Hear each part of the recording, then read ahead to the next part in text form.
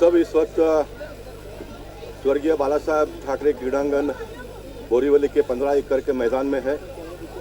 Enabling leadership CEO and founder of Ravi Sanat ji हम सबके बीच में है। एनेबलिंग लीडरशिप के चेयरमैन रामकेश जी भी है। 8000 बच्चे इस संस्था में काम करते हैं और 2 दिन का यहाँ पर ये फुटबॉल का इवेंट चलेगा जिसमें 700 से भी ज़्यादा बच्चों ने भाग लिया है। और ये 5 राज्यों में से बच्चे आते हैं। 5 राज्यों के बच्चों को एकत्रित करके 2 दिन का फुटबॉल का इवेंट यहाँ पर उन्होंने ऑर्गेनाइज किया है। मैं मानता हूँ कि बहुत बड़ी उपलब्धि है।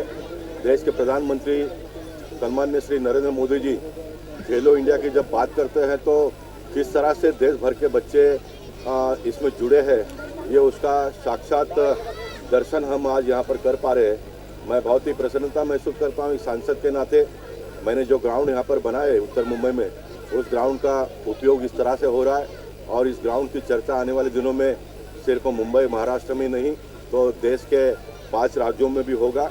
और इस प्रकार के कार्यक्रम के माध्यम से मैं मानता हूँ कि बच्चों का मनोबल बढ़ता है। और ये सारे जो बच्चे इन्होंने लाए हैं वो मध्यम वर्गीय और स्लम एरिया में से बच्चों को पकड़कर इन्होंने लाया है। ये बहुत बड़ी बात है, ऐसा मैं मानता हूँ। इस उम्र में बच्चों को प्रोत्साहित करना, उनके दिलो दिमाग में एक आत्मविश्वास डालना, ये बहुत बड़ी उपलब्धि है। आज के छोटे बच्चे कल के हमारे देश के नेता होंगे, इस प्रकार की भावना व्यक्त करता हूँ। और फिर एक बार मैं एनेबलिंग इंडिया के सारे लीडर्स को बहुत बहुत धन्यवाद देता हूँ। रवि सर, आप क्या कहेंगे सर, कैसी कल्पना आई इस कार्यक्रम के बारे में? तो पहले तो मैं गोपाल शेट्टी जी का थैंक यू बोलता हूँ क्योंकि उन्होंने इतना टाइम लिया हमारे लिए यहाँ पे आके और हमारा उद्घाटन किया और बच्चों को ये स्पोर्ट्स के बारे में बोला।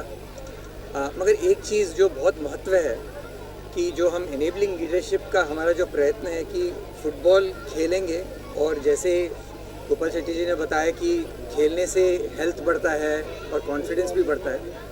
बट ये जो जीवन कौशल हैं जो हम सिखा रहे हैं उनको, अगर वो इन द फ्यूचर जाके जॉब के लिए ढूंढेंगे और अपने पैरों पे खड़े होंगे, अपने परिवारों को उनकी देखभाल करेंगे, ये बहुत ही महत्वपूर्ण है। और हमारे जो स्लम के बच्चे हैं, गवर्नमेंट पाठशालाओं के बच्चे हैं, उनके लिए इवन मोर इम्पॉर्टेंट है ये। और ये हम प्रयत्न कर रहे हैं। अभी आज हम 9000 बच्चों के साथ काम कर रहे हैं। हमारी आशा है कि अगले 10 साल में हम 10 लाख बच्चों के साथ काम करेंगे और ये उनकी परिवर्तन लेके आएंगे। किस से आए हैं यहाँ पे लोग? तो यहाँ पे दिल्ली से हैं, पुणे, हैदराबाद, चेन्नई, बेंगलुरु और काफ़ी रूरल 45 गाँवों से आए हैं। साताना के पास में, धारवाड़ के पास में, कुमटा के पास में। सो ये क्षेत्रों में उनका कंपटीशन रहा है, वहाँ से जीत के यहाँ पे 700 बच्चे आए हैं। कल आपको मुबारक हो, संसद रत्न अवार्ड मिला सर, क्या कुछ कहेंगे इस बारे में? बहुत मुबारक। मैं इस प्रकार के सारे काम करते रहता हूँ, इसलिए संसद रत्न मिला है। लोगों ने जिस काम के लिए चुन कर दिया है उनके मन के मुताबिक कार्य करने का प्रयत्न करता हूँ।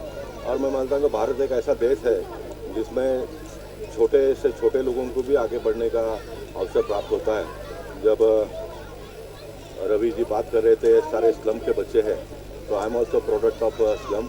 मैंने अपने जीवन के 55 साल झोपड़पट्टी में रहकर बिताया है, तो मैं जानता हूँ सामान्य लोगों की वेदना क्या होती है, उनकी समस्या क्या होती है, उनकी आवश्यकता क्या होती है। और इस प्रकार का जब इवेंट्स के लोग मेरे पास आते हैं तो मैं उनको तुरंत हाँ कहता हूँ और भारतीय जनता पार्टी के सारे कार्यकर्ताओं को भी कहता हूँ कि उनको जितना हो सके उतना सहयोग दीजिए। और इन सारे कार्यकर्ताओं ने कोई से इंसान है कि हमारे मुकेश भंडारी है, करुणाकर शेट्टी है, दिलीप पंडित है, इन सारे लोगों ने मिलकर ये व्यवस्था खड़ी की है। मैं मानता हूँ कि ये जहाँ कहीं भी जाएंगे तो ये सारी बातें करेंगे, इसमें एक अपनापन का भावना बढ़ जाता है, पैदा होता है। और यही हमारी देश की खूबसूरती है कि हम जिनको जानते भी नहीं है, पहचानते भी नहीं है, उनके साथ में एक रिश्ता नाता बनाते हैं और यही एक ताकत है देश की।